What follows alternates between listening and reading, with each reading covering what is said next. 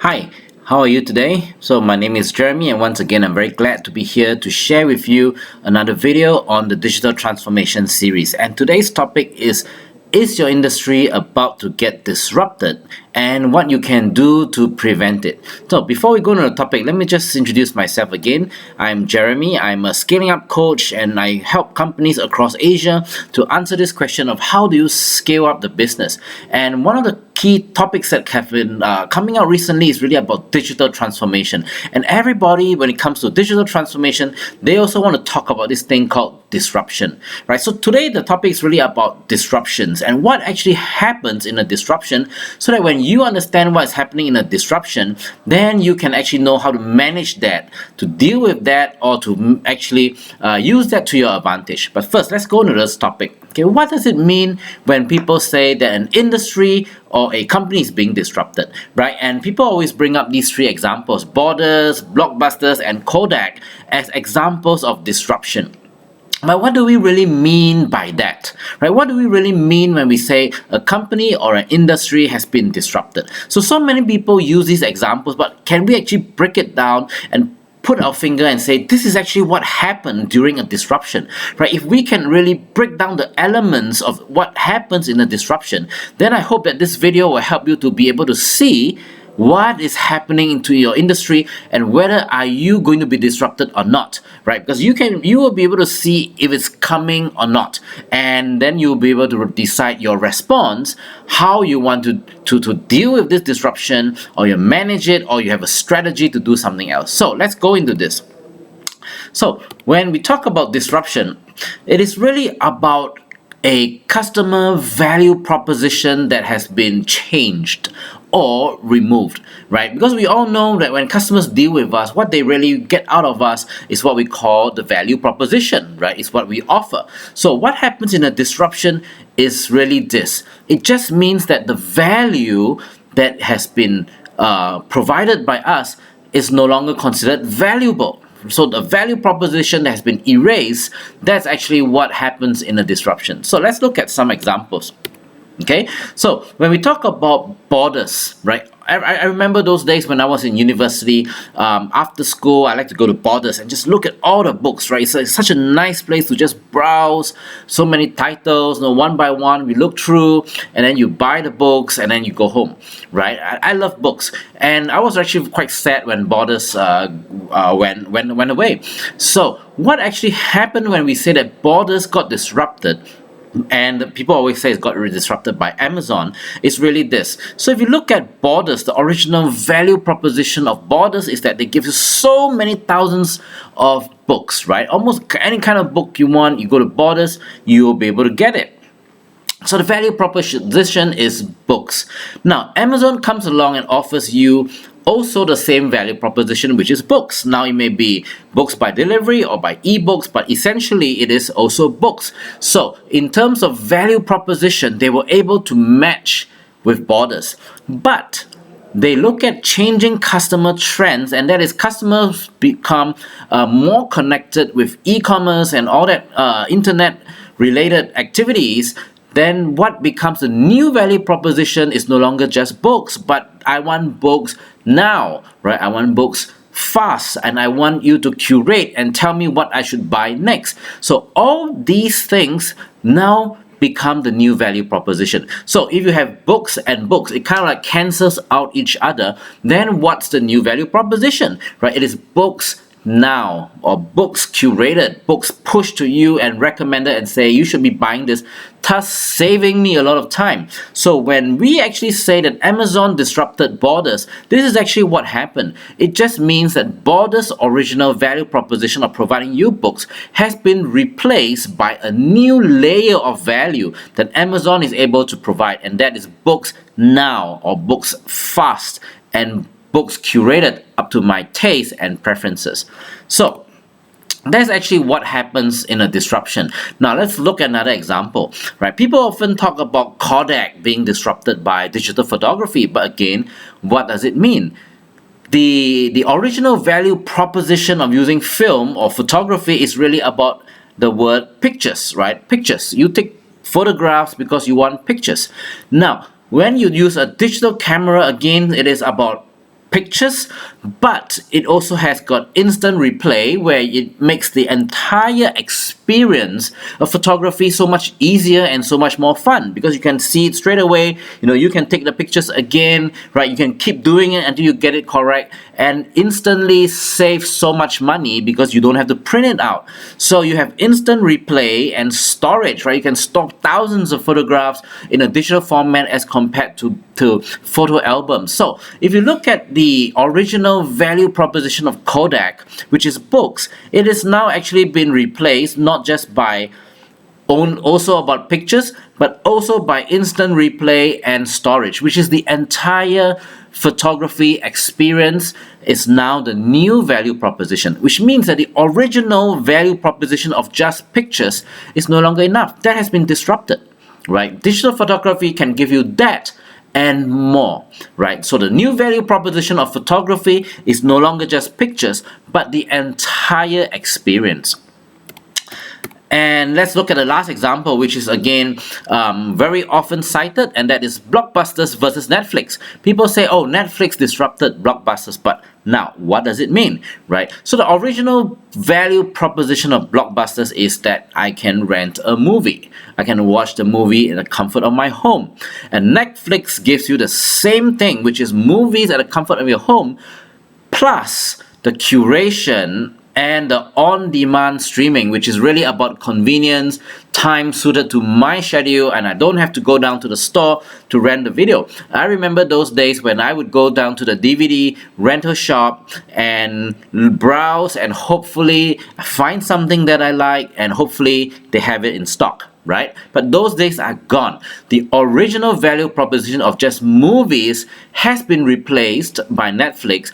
And now the new value proposition for this industry is actually about on-demand and movies that are curated to my taste, right? So this is actually what happens in disruption. The original value proposition gets cancelled out by the new value proposition, and what is now important to the customers is something else on top of the original value proposition. And that's why for Borders, books was the original value proposition. It was cancelled out by Amazon because they can provide books and something more.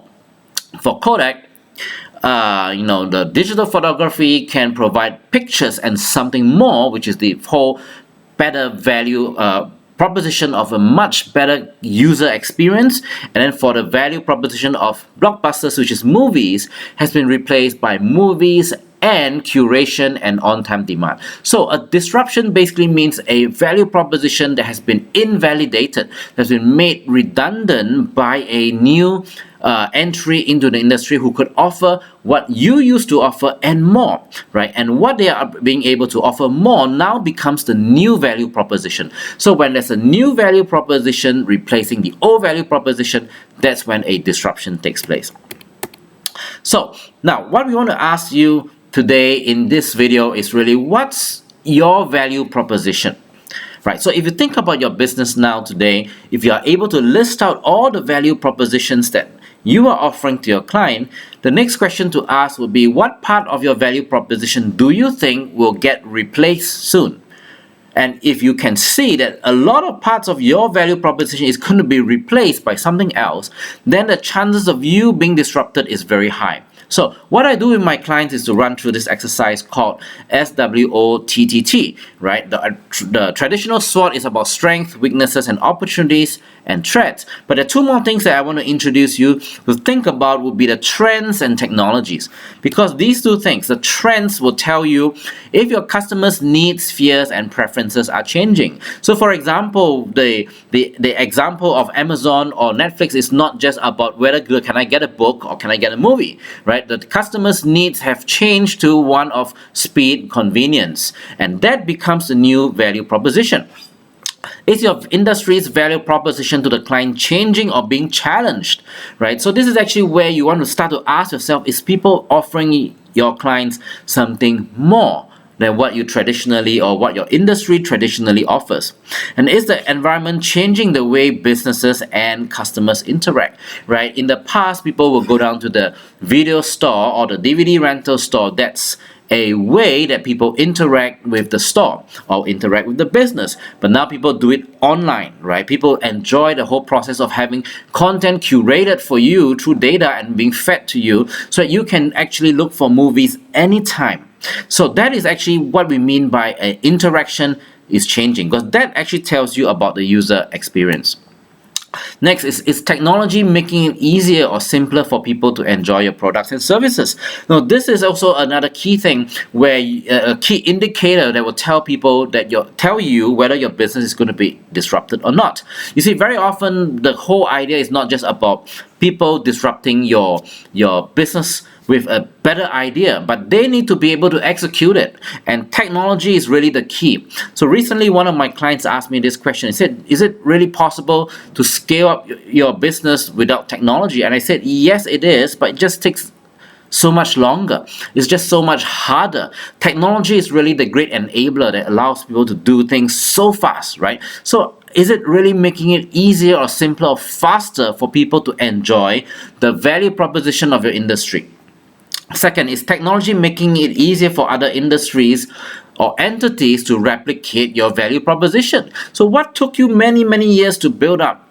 Is it being threatened by technology? That somebody could do what you are doing by using technology and do it so much faster and so much better. So think like Kodak, right? How tedious that whole process of taking photographs and then sending it to the shop and then going through that process where you're going to wait 2 days for them to print out the photographs, right? Technology just make it so easy, right? Digital photography, you can see in 1 second what you have taken, and that replaces the whole value proposition of photography. And is technology making your products or services cheaper? I think this is one that we don't really need to explain, because for example, you're buying a physical book will cost you $20 in Borders, but the same book could be $3 or $4 on Amazon, right? Or watching a movie, a whole experience of going to the cinema could cost you $50 to $60, maybe $100, or depending on which country you're in. But a Netflix account for $20, you have unlimited access. So it's technology making your products or services so much cheaper. So all these are the questions that you want to ask yourself to break down this question of whether are you going to get disrupted or not, because these are the questions that will tell you which part or which value proposition is the most likely to get disrupted. So in other words, are these new trends and technologies going to bring in a new value proposition of the industry? So think a little bit deeper. Think about those things that you have been providing over the years. Is somebody going to do it better than you in a much shorter time? Or somebody is going to give a better experience, a better product at a much lower cost? Second question, what can be used to create new value propositions for the customer? So it's the same question. As you want to look out for all these threats to your business, you can also ask yourself these trends, excuse me, these trends and these technologies, are you able to detect new needs or new preferences in your customer and be the first one to provide these for them? Again, using the very technologies that might be making you obsolete, right? So you turn the coin around and flip the coin around, and actually technology can be used to your advantage. So one of my clients is actually doing this. They're actually asking themselves, can they engineer a minor disruption in their industry? They're actually in the pharmaceutical industry, and the market's dominated by a big pharmaceutical chain in their country, and they're just really asking themselves this question: what's the value proposition provided by these huge pharmacy chain, and whether can we knock out some of these value propositions by bringing in a new value proposition for the customer? Because drugs is drugs, but maybe the experience, maybe the delivery, maybe the speed, these are things that they can replace the value proposition more in line with what the customer is needing now. And the third one, what can be done to destroy the value proposition of the existing industry? What can actually happen to the existing industry that will make everybody obsolete. And if you can see that coming, then you can actually say, how do we change our value proposition so that we will not be caught in a disruption, so that our original value proposition, when it's disrupted or destroyed by these changes, we have a new value proposition. So I hope that today's session, this short sharing, will help you to really think and understand what happens in a disruption and how you should react to it. So it is really about asking ourselves, what can we do to change our business model? Because the whole idea of a business model talks about value propositions and also protecting those value propositions, as well as protecting the interaction between us and the customer. So if we can understand what actually happens in the disruption, I hope you'll be able to take a deep look at your business model and make sure it's not just the business, it's not just the product and services that get disrupted, that your entire business model will not get disrupted. Because when that happens, it is a huge, major disruption. Think of taxi companies, right? That was a huge disruption to the entire business model. And what you want to do is to stay out of it and redesign the value proposition in your business model so that you will have a new business model to compete in an era of disruption.